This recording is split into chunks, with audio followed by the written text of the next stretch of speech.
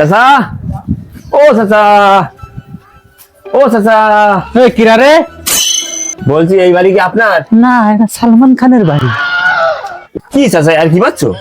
আর কি পারবো কেন, ঘরের ভিতরে তো বেরিয়ে এসে দাঁড়ালে সে তো সালমান খানই না। ওই হয়তো তো আপনি বললেন। তো ঘর আমারই না। না চাচা, আমি তো মজা করে ভুলভাল বেরিয়ে গিয়েছি। তোমরা তো গরিব মানুষ নিয়ে মজা করতেই আসো। না চাচা, আমি একটা কাজে এসেছি তো।